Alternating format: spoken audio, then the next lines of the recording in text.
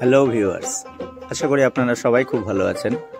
আপনাদের সকলের সুস্বাস্থ্য কামনা করে আজকের ব্লগ শুরু করছি।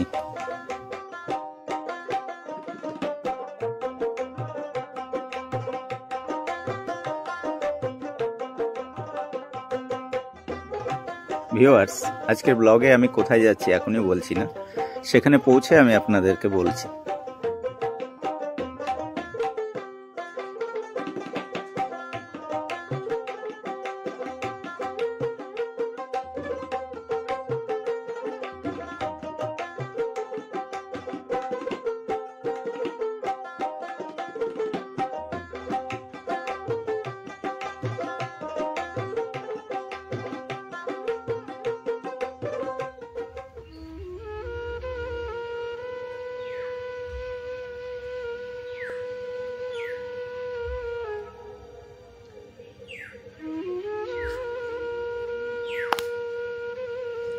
বন্ধুরা, আজকে আমি আপনাদেরকে দেখাবো বনবিবিতলা।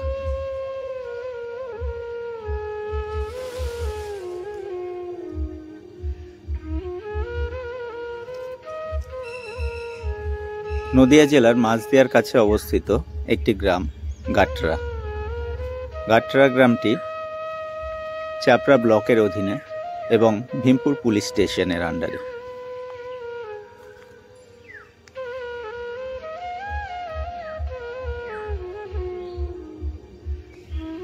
ভিউয়ার্স, আপনারা এখন যে বটগাছটি দেখছেন, এটি একটাই বটগাছ এবং এই বিস্তীর্ণ এলাকা জুড়ে এটা দাঁড়িয়ে রয়েছে। এটার মূল কাণ্ড কোনটি এখনো পর্যন্ত কেউ বলতে পারেনি। কেউ বলেন এ গাছের বয়স 600 বছর, কারো মতে এ গাছের বয়স 1000 বছর।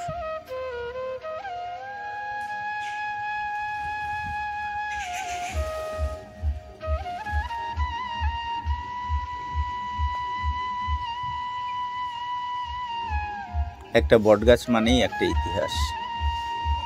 এক একটা বটগাছ কত শত বছরের ইতিহাস বুকে ধরে রাখে।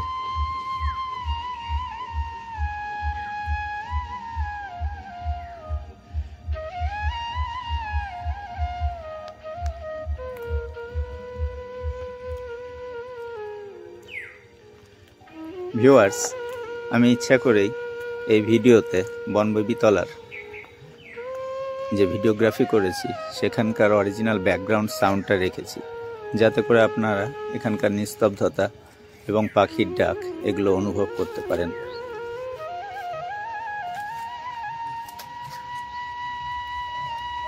গাটরা গ্রামের একদম শেষ প্রান্তে এই বনবিবিতলা, এবং এই বনবিবিতলার পাশ দিয়ে বয়ে চলেছে পালদা নদী।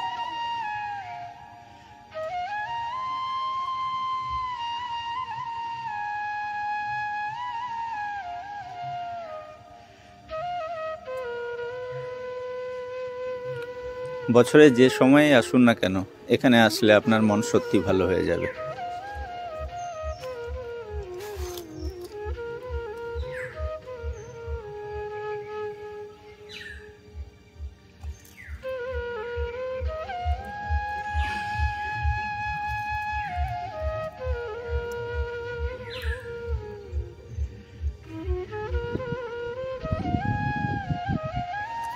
বনবিবিতলাতে আসতে গেলে আপনাকে মাঝদিয়াতে পৌঁছাতে হবে।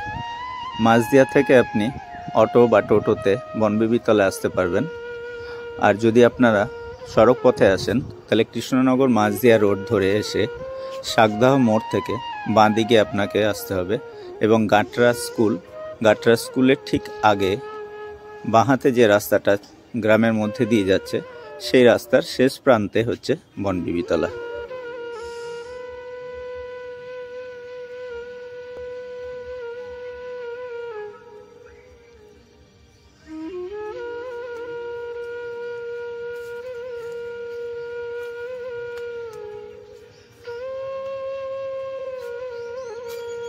ভিউয়ার্স, ওই দূরে আপনারা নিশ্চয়ই পালদা নদী দেখতে পাচ্ছেন।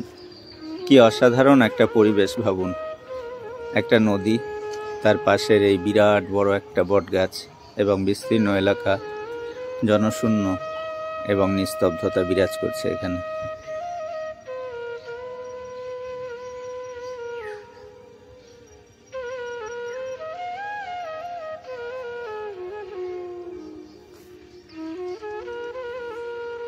আপনারা এখানে না আসলে বুঝতে পারবেন না এই বটগাছটার কি ব্যাপকতা, কত বিশাল এলাকা জুড়ে এই বটগাছটা দাঁড়িয়ে রয়েছে এবং সেই সঙ্গে সঙ্গে তার হাজার হাজার শাখা প্রশাখা।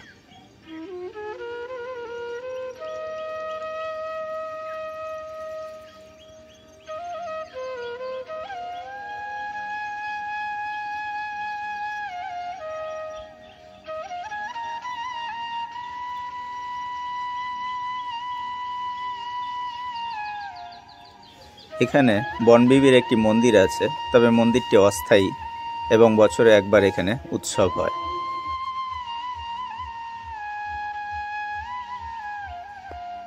বনবিবি আসলে বনের দেবী।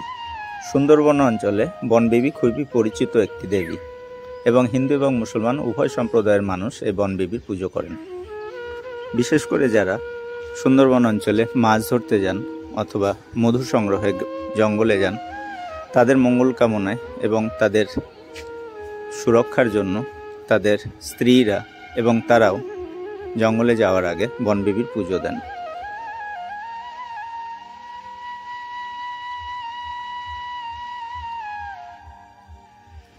কারো কারো মনে হতেই পারে যে ঘুরতে যাওয়ার জন্য প্রচুর অর্থের এবং সময়ের প্রয়োজন, কিন্তু আপনাদের কথা দিচ্ছি আমাদের আশেপাশেই যে গ্রামগুলো রয়েছে সেগুলোতেই যদি আপনারা ঘুরে আসেন এই শীতের সিজনে, তাহলে আপনাদের না অর্থ লাগবে না বেশি সময় নষ্ট হবে।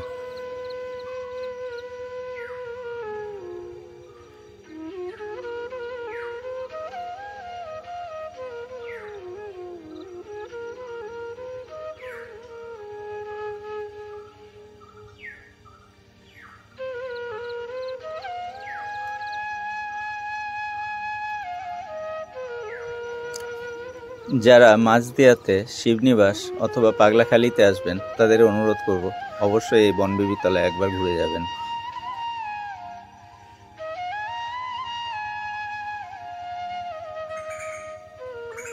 বন্ধুরা, আমি এভাবেই গ্রাম বাংলার বিভিন্ন অঞ্চলে ঘুরে বেড়াই এবং সেখানকার প্রাকৃতিক সৌন্দর্য, প্রাচীন মন্দির, স্থাপত্য এগুলো আপনাদেরকে দেখানোর চেষ্টা করি। যদি আমার কন্টেন্টগুলো আপনাদের পছন্দ হয় তাহলে প্লিজ আমার চ্যানেলটাকে সাবস্ক্রাইব করে দেবেন, লাইক, কমেন্ট এবং শেয়ার করে আমাকে উৎসাহিত করবেন। ধন্যবাদ বন্ধুরা, দেখতে থাকুন বনবিবি তলা।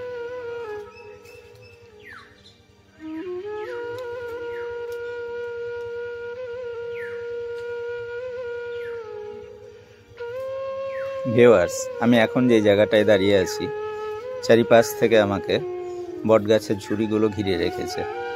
আমি মাঝখানটায় দাঁড়িয়ে চারপাশে ক্যামেরাটা ঘোরাচ্ছি আপনাদেরকে দেখানোর জন্য।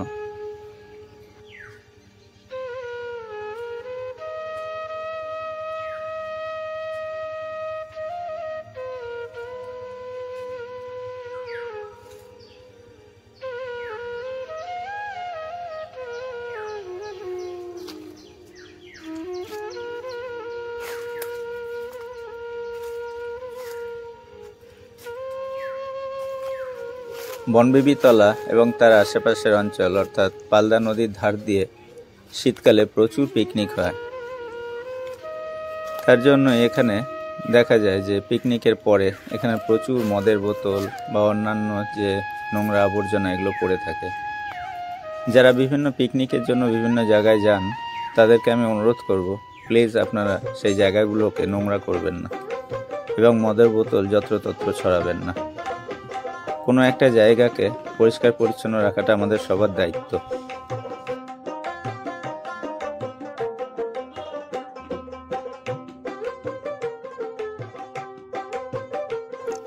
ভিউয়ার্স, আমি আপনাদেরকে এখন যে জায়গাটা দেখাচ্ছি সেই জায়গাটা দেখলে আপনাদের অবশ্যই একবার এখানে আসতে হবে।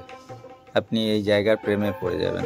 এত সুন্দর একটা লোকেশন, আপনি দেখুন কি অসাধারণ এই জায়গাটা। বনবিবি তলা ঢোকার ঠিক আগের মুহূর্তের এই রাস্তাটা।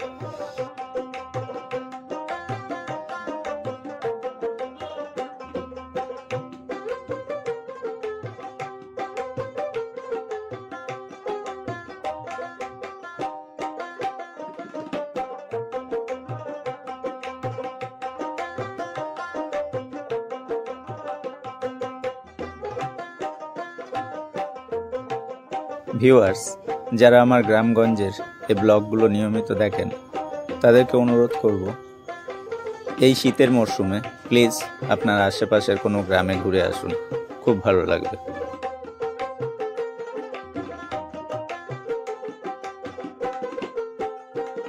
ইদানিং ইকো ভিলেজ বা কটেজগুলো খুবই জনপ্রিয়তা পাচ্ছে।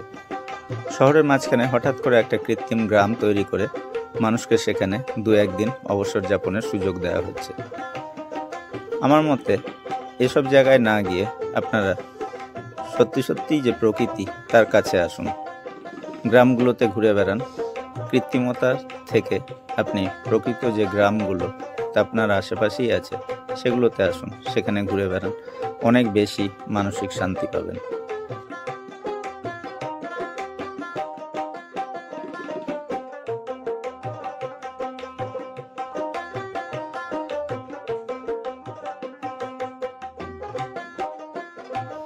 এই মুহূর্তে মানুষের প্রচুর চাপ, বিভিন্ন ধরনের চাপ, আর্থিক, মানসিক, নানা ধরনের।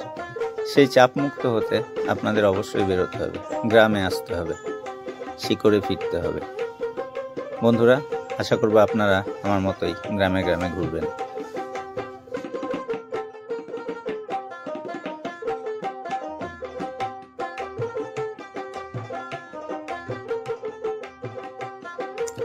আর একান্তই যদি ঘর থেকে না বেরোতে পারেন তাহলে আমার ব্লগগুলো নিয়মিত দেখুন। ভিউয়ার্স, আজকের মতন আমার ব্লগ এখানেই শেষ করছি। আবার আপনাদের সঙ্গে দেখা হবে নেক্সট ব্লগে অন্য কোথাও। ধন্যবাদ বন্ধুরা এতক্ষণ আমার সঙ্গে থাকার জন্য।